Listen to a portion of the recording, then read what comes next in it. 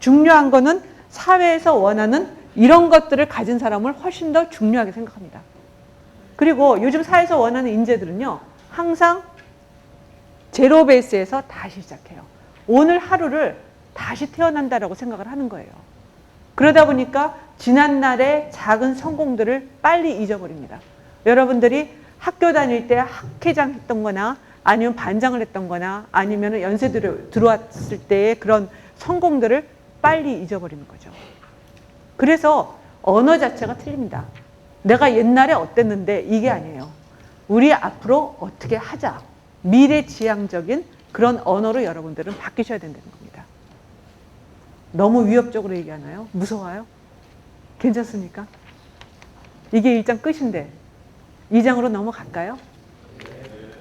예, 너무 겁을 준 것 같아요. 얼굴이 다 얼었는데 2장은 조금 부드럽게 할까요?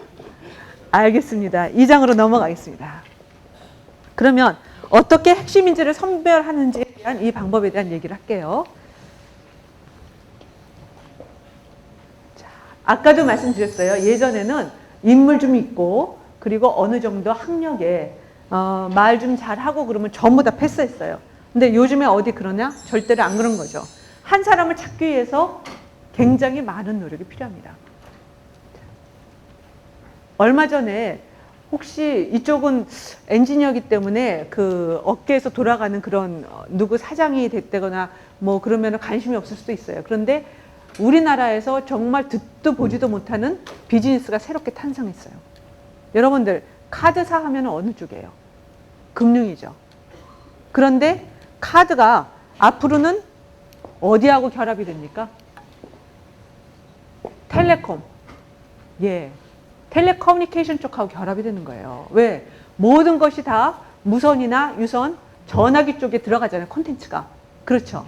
그러다 보니까 카드와 IT가 접목된 이런 사람을 찾았습니다. 카드사 사장인데. 저희가 프로젝트를 받았어요. 어떻게 해야 돼요?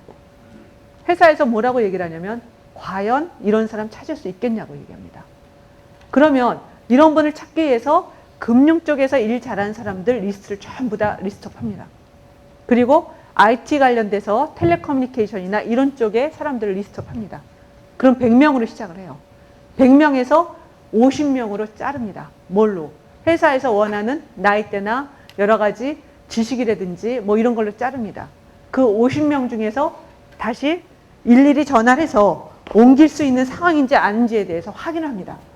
그러다 보면은 그 다음에 줄여주는 게 25명까지 줄어듭니다. 이 25명을 일일이 이런 역량 평가를 하게 돼요. 지난날의 석세스 스토리가 얼마나 되느냐, 그리고 그 사람이 갖고 있는 전략은 어떤가, 이런 고객 지향성, 도전 극복 의지, 조직 관리 이런 것들을 일일이 전부 다 판단하는 인터뷰를 하게 됩니다. 예전에는요, 아까 뭐라 그랬어요? 그 며느리감이나 아니면은 사익감 같이 무난한 사람을 좋아했는데 요즘은 그게 아니란 얘기죠. 그래서 예전에 IBM 출신이나 삼성 출신 이런 분들을 선호했다면 요즘에는 마이크로소프트처럼 공이 어디로 칠 줄 모르는 이렇게 창의력을 발휘하는 사람을 훨씬 더 좋아하게 되는 거죠. 그래서 지금 가장 중요하게 생각하는 역량이 이런 도전 극복 의지, 그리고 벤처 정신, 개척 정신, 혁신성, 창의성 이런 사람들을 훨씬 더 원합니다. 왜? 왜 그럴까요? 말씀드렸죠. 기존의 전통적인 그런 산업 쪽에서 어떻게 새로운 뉴 파라다임으로 바뀌어가기 때문입니다. 그러면은 이 창의성에 대한 얘기를 교수님들도 많이 하시고 그 강사님들도 많이 하시겠는데 다시 한번 정리를 해드리겠습니다. 창의성에 대해서 너무 중요하기 때문에 여러분들한테 강조하고 싶은 거는, 자, 창의성 하면은 어떤 느낌이 오는가?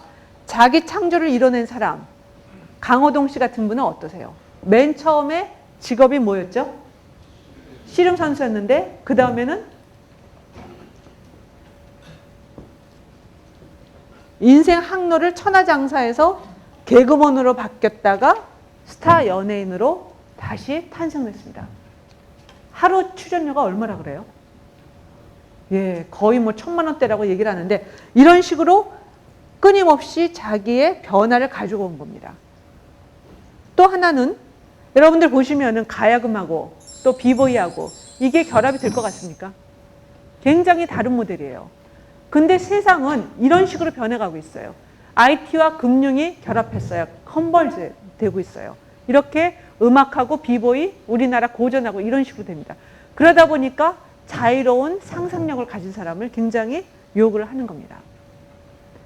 그래도 창의력에 대해서 조금 미진하다 할 것 같아서 제가 2분 40초 정도 되는 동영상 하나를 가져왔는데 여러분들 서커스 하면은 뭐가 떠오릅니까? 네? 서커스 하면은 동춘 서커스? 예, 태양의 서커스는 좀 생각 안 나세요? 저희 때는 서커스 하면 굉장히 어려웠어요. 뭔가 가난하고 그리고 밥 못 먹고 그 식초 같은 거 먹여서 막 몸 늘리고 하는 불쌍한 서커스라고 생각했는데 요즘 서커스 하면 뭔가 화려하죠. 예, 가난한 그 서커스단이 저렇게 성공한 요인이 뭐가 있을까요? 제가 질문을 하려고 여기까지 왔습니다. 예, 성공 요인이 뭐라고 생각하세요? 뭐가 있을까요? 그러니까 완전히 바꿨죠. 파라다임을 바꾼 거예요. 아주 가난하고 그 뭔가 불쌍한 서커스단이 지금 전 세계를 뒤흔드는 태양의 서커스로 바뀌었어요. 다시 태어났는데 그 이유가 뭘까요? 뭐라고 생각하세요? 그들이 갖고 있던 열정. 그들이 갖고 있던 열정. 그것도 무시할 수 없어요. 예. 또 뭐가 있을까요? 다시 자본을 만들어서 인재를 푸는 데 제출하고 강화를 통해서 또 거기서 더 나아지더라고요. 예. 보세요. 서커스단인데 감히 올림픽 체조 선수라든지 그런 유명한 이런 사람들을 스카우트하리라고 생각을 했어요. 최고의 인재들을 전 세계에서 모은 거죠. 그게 첫 번째 이유예요. 두 번째 이유는 뭐예요? 쇼 비즈니스의 메카인 어디로 갔어요? LA로 직접 들어간 거예요. 승부수를 건 거예요. 사회에서는 이런 사람들을 원하는 거예요. 완전히 기존에 했던 방식 그대로 하는 것이 아니라 새로운 파라다임으로 뭔가 기존의 틀을 깨는 이런 사람을 원합니다. 아까 25명까지 줄여졌죠. 그래서 25명에서 인터뷰를 7가지에서 10가지의 역량평가를 하면은 보통 3명에서 5명으로 줄어듭니다. 그럴 경우에 이분들을 그냥 채용을 하지 않고요. 반드시 뭐를 하냐? 평판을 조회하게 됩니다. 상사, 동료, 부하 직원, 로얄티나 팀워크나 아니면 리더십에 관해서 확인을 하고요. 또 외부에서는 학교나 학력에 대한 허위 사실인지 아닌지 확인을 하고 외부 모임은 네트워킹을 위해서 이분이 외부에 어느 정도의 프리전스가 있는지 확인을 하고요. 외부 거래소는 투명성을 위해서 확인을 합니다. 이 절차는 반드시 거치게 되는데요. 여기에서 10%에서 20% 정도가 떨어집니다. 그런데 신입사원들도 이런 평판을 조회하는 거 여러분 아세요? 전혀 못 들으셨죠? 여러분들 제가 그 대기업의 마지막 사장단 면접에 들어갑니다. 여러분들 가끔 저를 보실 수가 있어요. 아마 인터뷰 하시는 분. 왜냐하면은 하루에 200명 정도 인터뷰를 합니다. 그러면 사장님들은 인터뷰를 하는 게 직업이 아니기 때문에 무슨 얘기를 물어봐야 될지 모르고 그리고 어떤 대답을 하든지 그게 허위인지 아닌지 구별을 못해요. 그러니까 제가 전문가 입장에서 그 인터뷰를 하게 되는데 그날은 우리나라에서 최고의 연봉을 주는 그 케미칼 회사였습니다. 인터뷰를 보는데 먼저 인터뷰하면 여러분들 다 그 인포메이션 받아서 아시겠지만 대체적으로 사장단 면접까지 오려면 5차례에서 7차례 인터뷰를 보고 옵니다. 이만큼 서류가 와요. 뭐 팀워크는 어떻고 뭐 성실도는 어떻고 쭉 옵니다. 그런데 사람들이 후보자들이 들어오기 전에 회장님이 저한테 그랬습니다. 여기에 5명이 들어올 때 1명의 여성 후보자가 있는데 눈여겨 좀 봐달라. 그래서 이렇게 보니까 성적도 우수하고 여러 가지 평점이 아주 좋아요. 그래서 인터뷰를 봤어요. 그런데 한 가지 좀 가정이 어려워요. 그래서 거기에 대한 인센티브까지 있는 거예요. 굉장히 좋잖아요. 인터뷰를 하다 보니까 여러 가지가 좋아요. 그래서 꼭 뽑고 싶었는데 뭔가 걸리는 게 있었어요. 한 8개월 정도 비는 거예요. 대학을 졸업하고 나서. 그래서 질문을 했어요. 이 기간 동안에 왜 회사에 들어가지 않고 여기에 인터뷰를 하러 왔느냐? 그동안 뭐 했느냐? 그랬더니 그 학생이 뭐라 그랬냐면 저는 꼭 이 회사를 들어오고 싶어서 지금까지 입사 준비를 했습니다. 그리고 나서 인터뷰가 끝나고 나갔어요. 회장님이 유 교수 어때? 이 사람은 우리가 뽑아야 될까? 잠깐만요, 회장님. 이 학생 우리가 평판 조회를 꼭 해봐야 되겠습니다. 했어요. 어떻게 할까요? 상사는 누구예요? 학생의 상사면. 교수님이시죠. 교수님한테 전화를 했어요. 이 학생 어떻습니까? 교수님이 그 학생 굉장히 훌륭하다. 집안이 어려워서 소녀 가장임에도 불구하고 웃음을 잃지 않고 주위 사람들하고 잘 지냈다. 좋잖아요. 누구한테요? 그 다음에 동료, 친구한테 전화를 했어요. 물어봐요. 어떠냐? 무서워.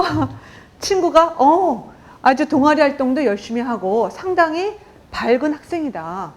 근데 그 학생 왜요?